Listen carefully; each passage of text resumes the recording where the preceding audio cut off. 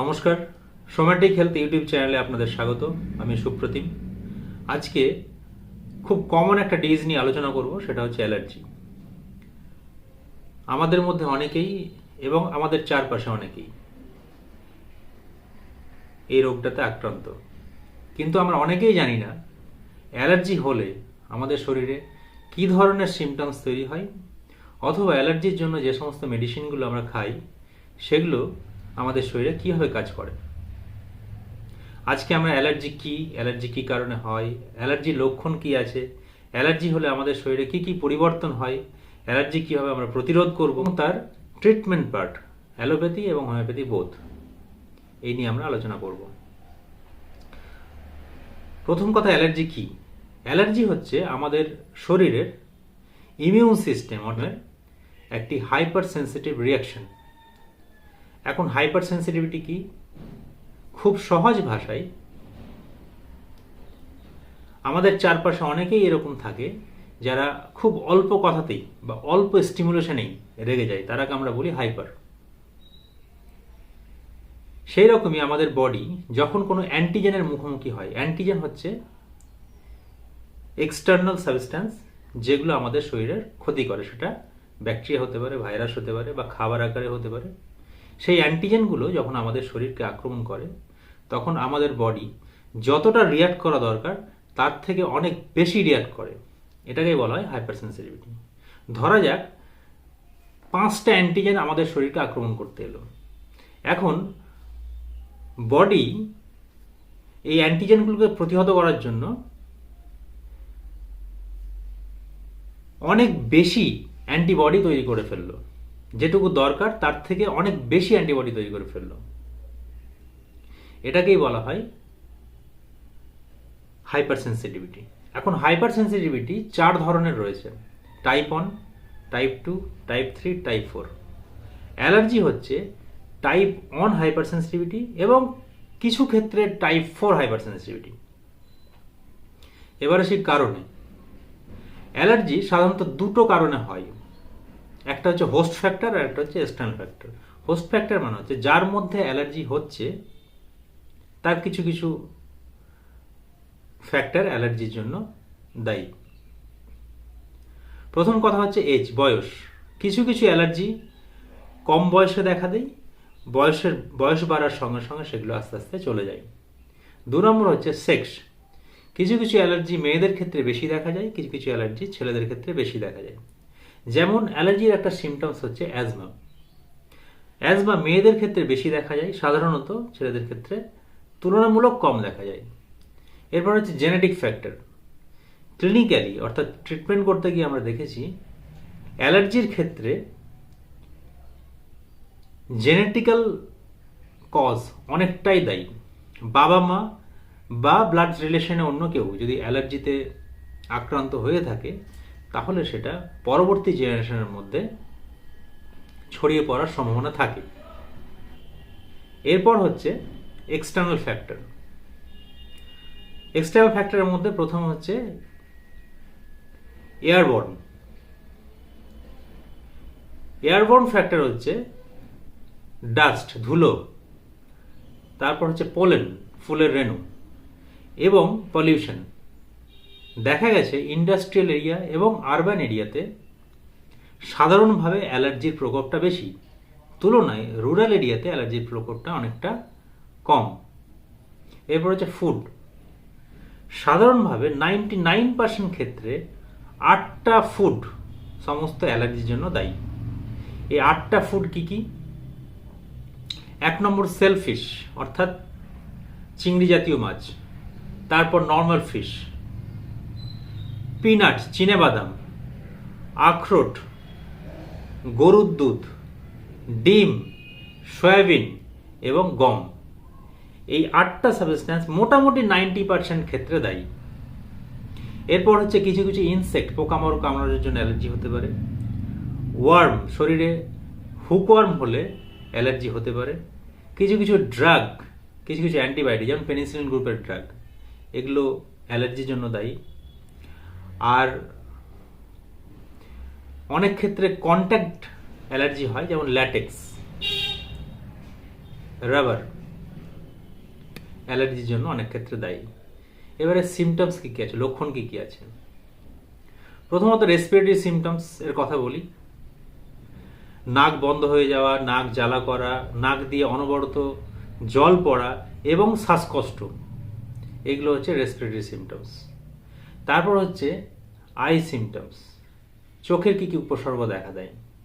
চোখ লাল হয়ে যাওয়া, চোখ চুলকোনো, চোখ দিয়ে জল পড়া, এই সমস্ত। এরপর হচ্ছে স্কিন সিমটমস, স্কিনে লাল লাল র্যাশ বেরোয়, যেগুলোকে আর্টিকেরিয়া বলি, চুলকোনো থাকে, ফোলা থাকে। অনেক সময় গ্যাস্ট্রো ইন্টেস্টিনাল ট্র্যাক্টেও কিছু কিছু সিমটমস দেখা দেয়, যেমন পেন, পেটের ব্যথা, ডায়রিয়া, এইসব। অনেক ক্ষেত্রে অ্যালার্জিক রিয়াকশান যদি খুব বেশি হয়, এক্ষেত্রে শক লাইক সিমটমস, যেমন প্রেশার কমে যাওয়া, পালস রেট বেড়ে যাওয়া, এই সমস্ত সিমটমসগুলো দেখা দেয়। এগুলোকে বলা হয় অ্যানাফাইলেক্সিস রিয়াকশন, অর্থাৎ সিভিয়ার অ্যালার্জিক রিয়াকশন। এবার আসি প্যাথোফিজিওলজি, অর্থাৎ একটা অ্যালার্জির পেশেন্টের ভেতরে কি কি ধরনের চেঞ্জ আসে। ধরুন একটা অ্যান্টিজেন, অর্থাৎ একটা যে কোনো স্টিমুলেশন, সেটা ব্যাকটেরিয়া হতে পারে, ভাইরাস হতে পারে, আমাদের শরীরে এলো। এসেই আমাদের শরীরে ম্যাক্রোফেজ নামে এক ধরনের সেল আছে, কোষ আছে। সেই ম্যাক্রোফেজ সেলটা ওই অ্যান্টিজেনকে গিলে ফেললো। গিলে ফেলার পর সেই ম্যাক্রোফেজটা আমাদের শরীরের টি লিম্ফোসাইট বলে এক ধরনের রক্তকণিকা আছে। প্রসঙ্গত বলে রাখি, আমাদের শরীরে দুই ধরনের রক্তকণিকা, একটা হচ্ছে লোহিত রক্তকণিকা, শ্বেত রক্তকণিকা। শ্বেত রক্তকণিকার মধ্যে হচ্ছে লিম্ফোসাইট, এক ধরনের রক্তকণিকা। লিম্ফোসাইটের আবার দুটো পার্ট, টি লিম্ফোসাইট এবং বি লিম্ফোসাইট। এই ম্যাক্রোফেজটা অ্যান্টিজেনকে গিলে ফেলার পর টি লিম্ফোসাইটের কাছে হাজির হয়। এবার টি লিম্ফোসাইট অ্যান্টিজেনকে দেখার পর বি লিম্ফোসাইটের কাছে যায় এবং বি লিম্ফোসাইটকে বলে, আমি একটা অ্যান্টিজেন ধরে এনেছি, এবার তুমি তোমার সৈন্য সামন্ত তৈরি করো। বি লিম্ফোসাইট কি করলো, ওই অ্যান্টিজেনকে মারার জন্য কিছু অ্যান্টিবডি, যেটাকে বলা হয় ইমিউনোগ্লোবুলিন ই, সেই ইমিউনোগ্লোবুলিন ই তৈরি করে। এবার যেই আইজিই তৈরি হলো, অর্থাৎ ইমিউনোগ্লোবুলিন ই তৈরি হলো, সেই আইজিই আমাদের শরীরের বেসোফিল বলে একটা রক্তকণিকা, সেই রক্তকণিকার রিসেপ্টরে গিয়ে আটকে যায় এবং বেসোফিলকে সেন্সিটাইজ করে। বেসোফিলের থেকে এবার কিছু কিছু কেমিক্যাল সাবস্ট্যান্স তৈরি হয়, সেটা হচ্ছে হিস্টামিন, লিকুইট্রিন, এটসেট্রা। এবার এই হিস্টামিন এবং লিকুইট্রিনগুলো আমাদের শরীরে কিছু কিছু অ্যালার্জিক সিমটমস তৈরি করে, যেমন নাক দিয়ে জল ঝরা, চুলকুনি, স্কিন র্যাশ, এই সমস্তই। এটাই হচ্ছে প্যাথোফিজিওলজি। এবার আসি ট্রিটমেন্ট পার্টে। অ্যালোপ্যাথি ট্রিটমেন্টের ক্ষেত্রে সাধারণত এন্ড প্রোডাক্ট যেটা হচ্ছে, অর্থাৎ হিস্টামিন এবং লিকুইট্রিন, এই সমস্ত কেমিক্যাল সাবস্ট্যান্সগুলোকে ব্লক করে। যেমন আমরা খাই কি অ্যান্টি হিস্টামিনিক, সেট্রিজিন, লেভোসিট্রিজিন, এগুলো মূলত কি করে, ওই বেসোফিল থেকে যে হিস্টামিনটা তৈরি হচ্ছে সেটাকে ব্লক করে দেয়। ব্লক করার ফলে ন্যাচারালি আর কোনো সিমটমস তৈরি হবে না, অ্যালার্জি সিমটমসগুলো উধাও হয়ে যাবে। আবার অনেক সময় আমরা মন্টেলিকস জাতীয় মলিকিউল খাই, সেটা কি করে, লিকুইট্রিনকে ব্লক করে দেয়। এবার লিকুইট্রিনকে ব্লক করলে লিকুইট্রিনের জন্য যে সমস্ত অ্যালার্জিক সিমটমসগুলো, সেগুলো টোটালি কমে যাবে। তো এগুলোই হচ্ছে অ্যালার্জির ট্রিটমেন্টের মধ্যে পড়ে। এখন আবার ইমিউনোথেরাপিও করা হয়। কিছু কিছু অ্যান্টিজেন আমাদের শরীরে অল্প অল্প করে প্রবেশ করিয়ে ডিসেন্সিটাইজ করা হয়। এবার আসি হোমিওপ্যাথি পার্টে। হোমিওপ্যাথির ক্ষেত্রে অ্যালার্জির নির্দিষ্ট কোনো মেডিসিন কিন্তু নেই। বেশিরভাগ ক্ষেত্রে আমরা যেটা করি সেটা হচ্ছে কনস্টিটিউশনাল ট্রিটমেন্ট করি, অর্থাৎ পেশেন্টের as a whole symptom similarity দেখেই আমরা ট্রিটমেন্ট করি। স্পেসিফিক মেডিসিন দিয়ে সাধারণভাবে অ্যালার্জির বা আইজি লেভেল কমানোর জন্য কোনো ধরনের মেডিসিন কিন্তু খুব বেশি কাজ করে না। এক্ষেত্রে আপনাকে কনস্টিটিউশনাল মেডিসিনের দ্বারস্থ হতে হবে।